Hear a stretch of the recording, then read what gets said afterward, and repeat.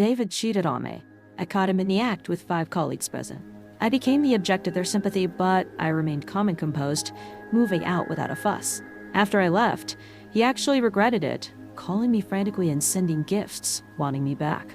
But I just made him think there was still a chance, because I wanted to make his life hell, and the more witnesses, the better. Right after getting off the airplane, I deliberately bought a bunch of flowers and warmly invited the colleagues who were on the business trip with me to my home. I wanted to give David, my husband, a surprise for his upcoming birthday. It was no surprise for him, but my colleagues were absolutely stunned. The moment I opened the door, 2 naked bodies were going at it on the sofa. The scene was so intense that even with 5 or 6 of us watching, the 2 bodies didn't even notice.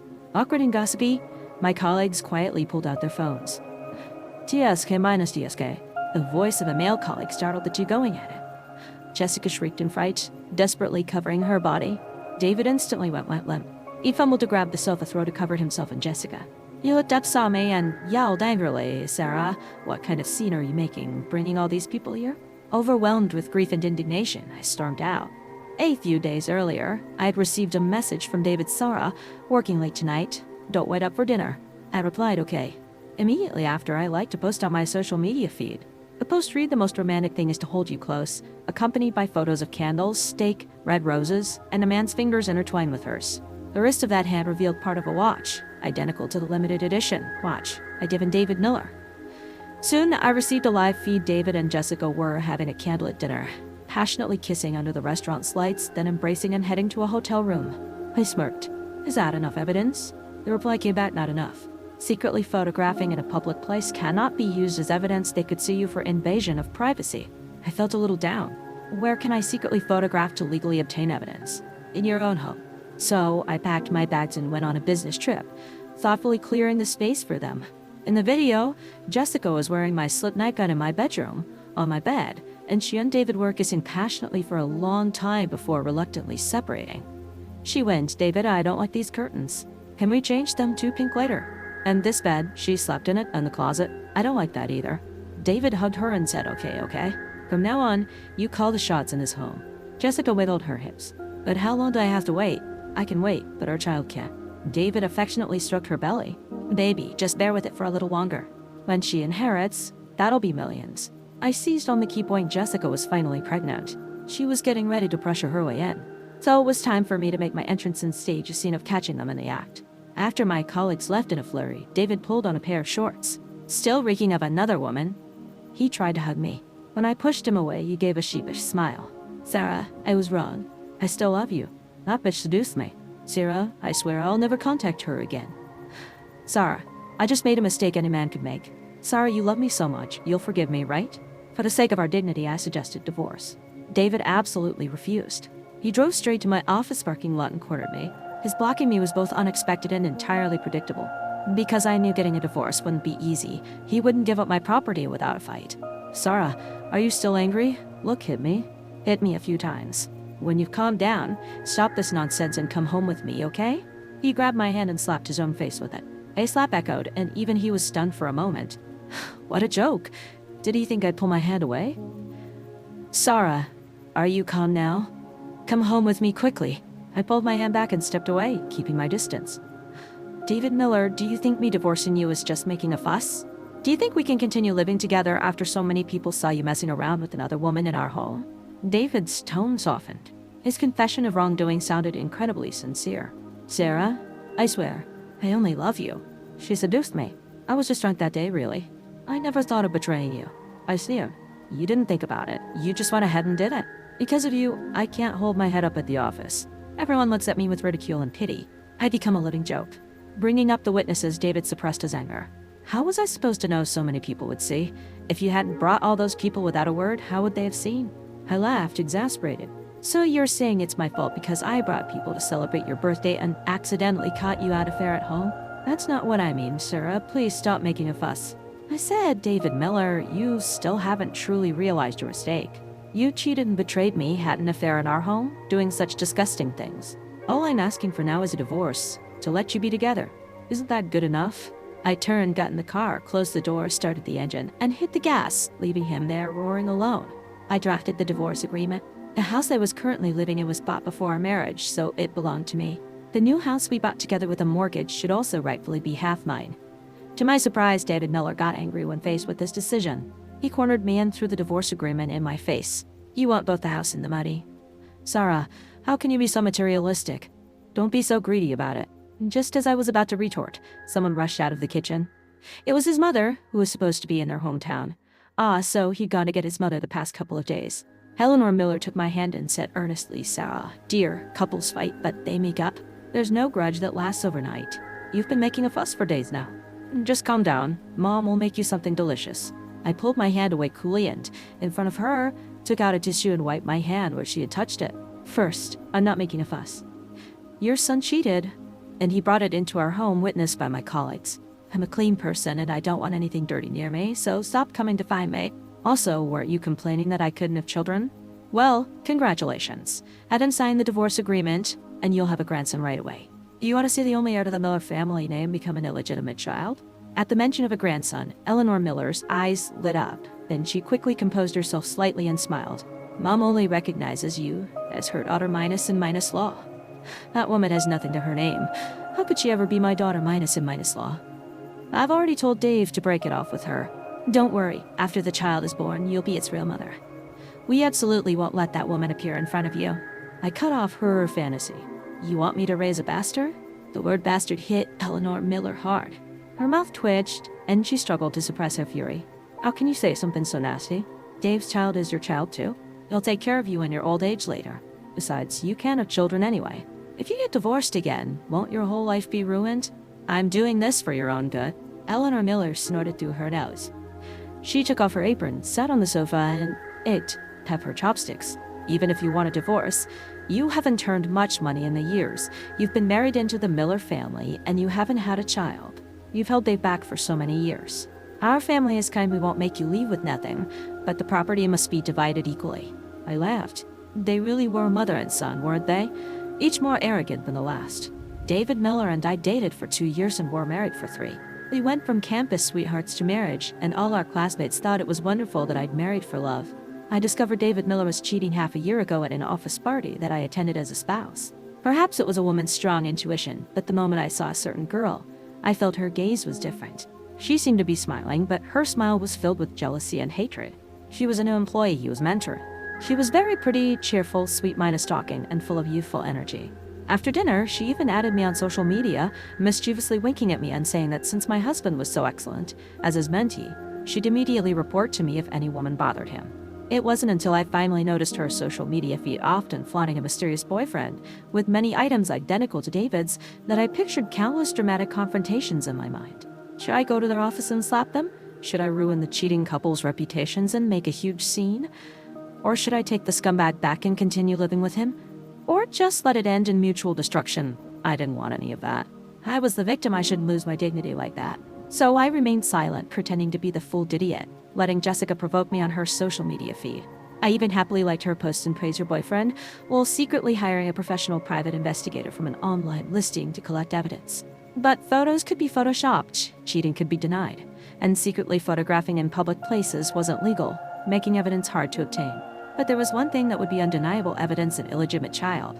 So I hinted that women definitely needed to have children, unlike me who hadn't gotten pregnant in 3 years of marriage. Now Jessica, to my satisfaction, was finally pregnant. They had seen me in court talk about the pot calling the kettle black.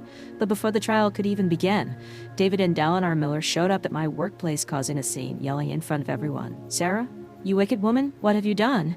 Why can't the gold be sold?" I looked at the appraisal report she'd slammed on the table, picked it up, dusted it off, and smiled. "Oh, I see. The price of gold has risen a lot in recent years, and you're impatient to sell it and pocket the money. Too bad. To sell it, you need my permission." Eleanor Miller plopped down on the floor and made a huge scene. "Everyone come and see. This wicked woman used some unknown means to steal this old woman's retirement money." Everyone knew the scumbag had cheated, but property disputes are complicated. People around us started murmuring. I remained calm and unhurried, a stark contrast to them making a scene. "David Miller? Hiding behind your mother, watching her roll around like a shrew? Are you even a man?" Seeing the fingers pointing, David Miller angrily pulled his mother up off the floor. Seeing the crowd of onlookers grow, Eleanor Miller started wailing again. "I'm dying. This wicked daughter Midas in Midas law is trying to kill this old woman. Why am I so unlucky to meet such a wicked daughter Midas in Midas law?" I folded my arms and watched her performance quietly. After a while, I spoke. The money for the gold came from me. It was just put in her name. Is there a problem? Nonsense. I bought this with my life savings. You say it's your money? Do you have proof? Who would buy gold and not put it in their own name? You all be the judge. I sneer. Just like that, over $1 million's worth of gold became her life savings. Not that I'm looking down on her, but her coffin wouldn't cost that much.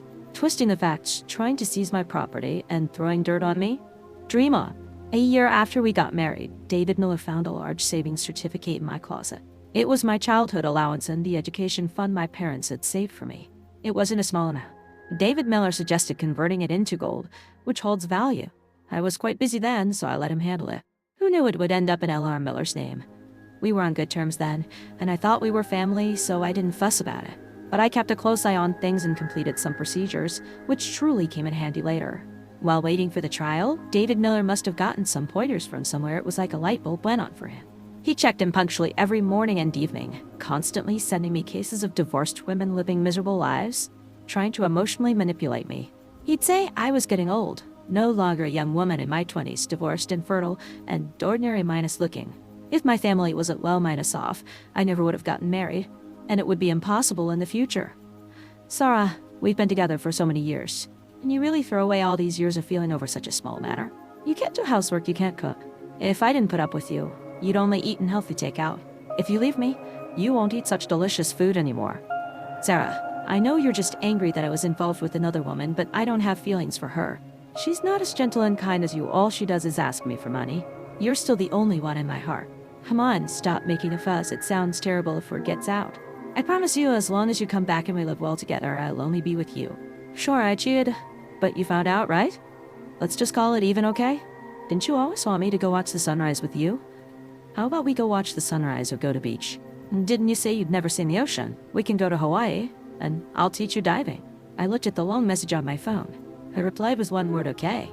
Immediately, David Miller excitedly sent me the itinerary for a diving trip to the beach. He had even booked the airplane tickets.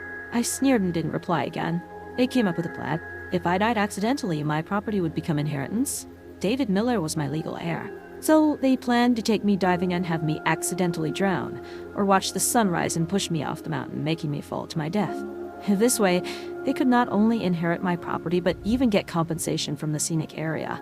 But my sister Emily was also a first-minus degree heir and would inherit a large portion of my property.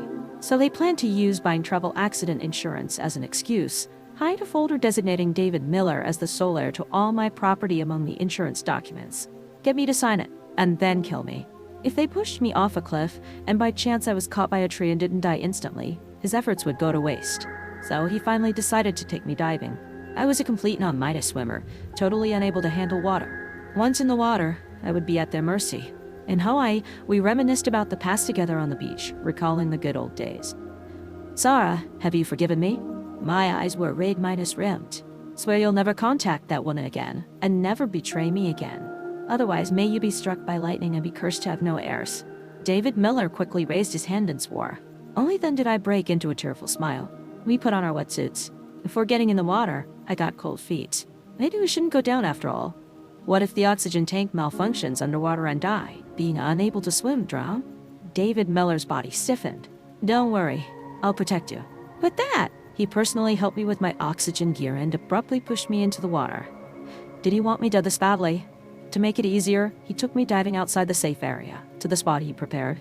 Suddenly, he darted over, quickly twisted my hands behind my back, and with his other hand removed my diving mask, then detached the oxygen tank from my body. I struggled desperately, tearing off his mask, revealing his vicious face. But large gulps of water flooded into my throat. Slowly, I stopped struggling, my body gradually sinking down. Before leaving, David Miller even pressed my head, pushing my whole body down. They thought I was dead, but when the trial began, I arrived late, appearing in court. David Miller and Eleanor Miller looked as if they'd seen a ghost, their faces pale. I waved at them, smiling brightly. I didn't mention what happened at the beach at all, just continued with our property division. Slowly, David Miller realized what was happening. At the time, it was just the two of us in the ocean. Even if I reported it to the police, there would be no evidence at all. Besides, we were going through a divorce, and to people going diving, arguing as an excuse, and only one coming back was entirely plausible. Even if I knew he tried to kill me, it would just be my word against his, with no way to prove it. While he regretted not having killed me, a look of triumph slowly appeared on his face. I don't covet other people's property, but I won't go easy on getting what I deserve. Facing the last house, David Miller presented proof that the mortgage had been paid off before the marriage, making it a house fully paid off before marriage, personal property belonging to the husband before marriage, and not subject to division. David Miller, having missed out on millions from my inheritance, already hated me intensely. At this point, with the last house, they had calculated carefully and could finally gain an advantage over me. Their faces were full of vengeful satisfaction. So you planned this all out before we even got married. No wonder our family didn't demand you buy a house, but you were so eager to buy one. And you lied to me, saying you had a mortgage payment every month, not giving me your salary, and using my money for household expenses, all just to make a fool of me. Eleanor Miller's that. You lived in the Miller family's house for free for a few years without paying rent. You got off cheap. Why should you take so much? I retorted, your family has such meager possessions. What wealth is there for me to chase after? All these little schemes, weren't you to the ones trying to seize other people's property? How did you pay your house? How did you pay it off in full before the marriage? You know the answer yourself, don't you? They thought a house paid off in full before marriage was safely personal property that couldn't be divided with an outsider like me. But they were acting so greedy about it, so blatant, that I couldn't help but deliver justice. Right there in court, I presented evidence proving I was entitled to a portion of the house. In the surveillance video sent by the private investigator, after I discovered David Miller was cheating, there was a segment where David Miller promised Jessica that her name would be added to the title of this house in the future. Jessica asked, "Isn't there a mortgage on it?" You can't add names to a house with a mortgage, right? David Miller chuckled triumphantly. Mortgage? What mortgage? This house is paid off in full. If there was a mortgage, it would have to be split with that woman after we got married. Jessica's eyes sparkled. Dave, you're amazing. You bought the house in full. And honestly, where would I get over $1 million to pay cash? I took out a loan to pay off the bank mortgage in one lump sum, making it a house paid off in full before marriage, which is my personal property. After getting married, I used our marital property to repay the loan. Isn't that killing two birds with one stone?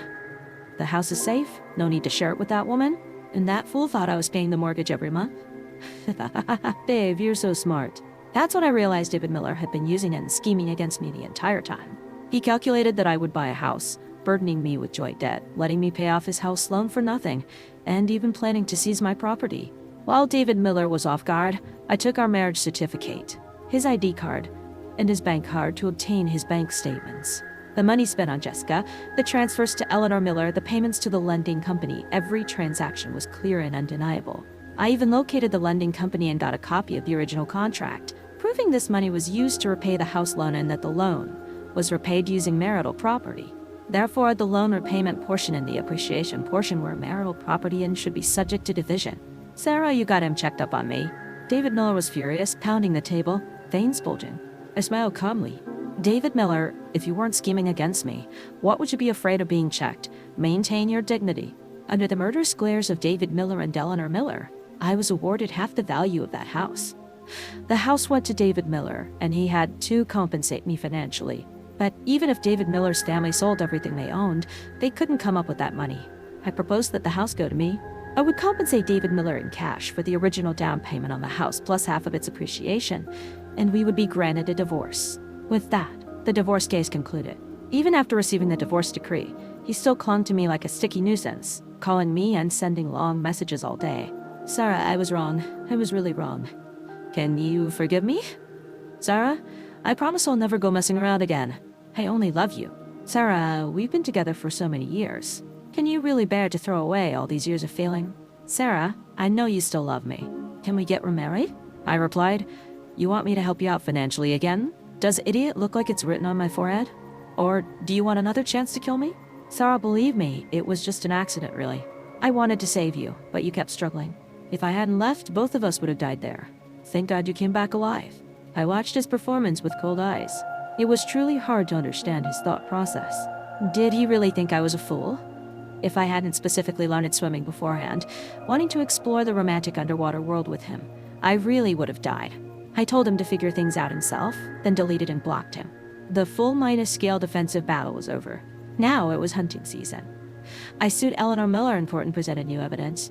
During the marriage, Eleanor Miller had asked David Miller for money under various pretexts. Of course, David Miller claimed that as the breadwinner, he used all his money to pay the mortgage to give me a good living environment and had no extra money. As a filial daughter minus in minus law, the money naturally came from me. Sometimes it was for doctor's visits because she wasn't feeling well. Other times it was because the ancestral grave needed repairs. In the 3 years of our marriage, the money transfer from my account to Eleanor Miller totaled $150,000 back and forth. Even the cash gifts from the wedding were taken back by her, using the excuse that she had borrowed a lot of money for our grand wedding. I might have money, but I'm not stupid. Every time I made a transfer, I added memos to transactions, specifying it was a loan to Eleanor Miller. She only cared about receiving the money and wouldn't have noticed these details. So this was a normal private loan, not filial piety from a daughter minus in minus law to her mother minus in minus law, and should be repaid. No money, then deducted from the house compensation payment.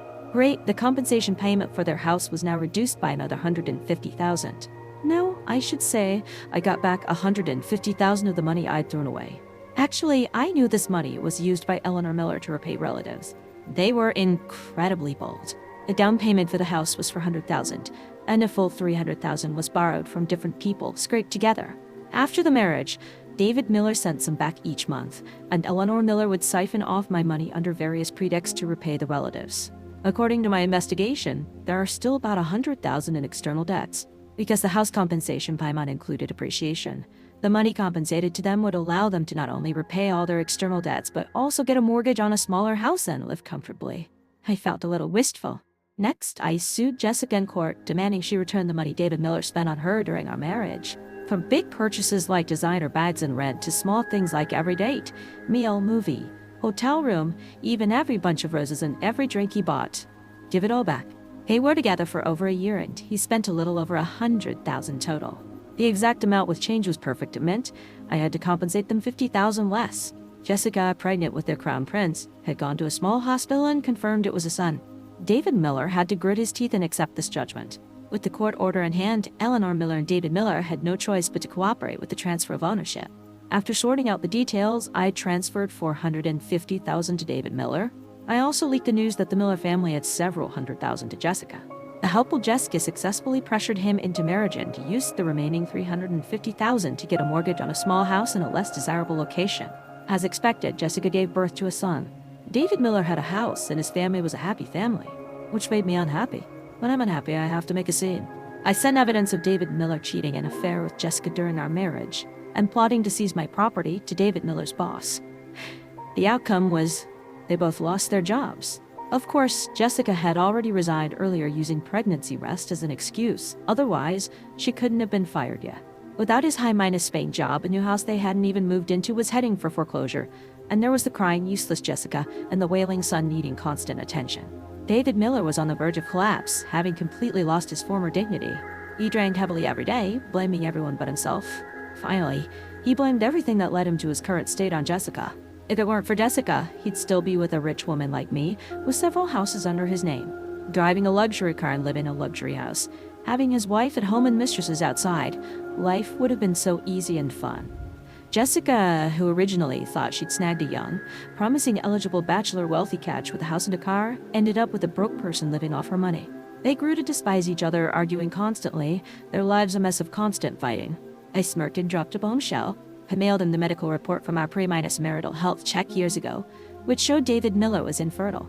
After that, Jessica was beaten until her face was disfigured, with several broken ribs. Half mine is dead, she connected me. I'll give David Miller back to you. Just give me $1 million. Just $1 million, and I'll never appear in front of you again. I laughed. So David Miller is that valuable in your eyes, but trash belongs in the trash can. You two deserve each other. Jessica got her due punishment. It was time for my ultimate hunt. I went to the police station and reported him. The private investigator I hired at high cost, using expensive cameras, had clearly captured the video of David Miller in the water, restraining me, pulling off my mask, taking away my oxygen, and even pushing me down hard. It also showed his vicious face as he committed the act. Unsurprisingly, David Miller was charged with attempted murder and was sentenced to prison. Jessica, with her disfigured face, took the illegitimate child to find his biological father, and was also beaten away. She could never again use her face to harm others in this lifetime. And David Miller was locked up. House was auctioned off. Eleanor Miller schemed and schemed. Her son was in prison. She lost her potential grandson, and she didn't get any money either. I guess her later years will be wonderfully poor. From catching them in the act to securing my property and finally dealing with the scumbag, it took a full year. It was time minus consuming and exhausting, but I finally got rid of the scumbag and protected myself. In marriage, we shouldn't scheme for property, but we absolutely must protect our own and our family's property. The law is fair and just. We must learn to use the law to protect our legal rights and interests. End of story.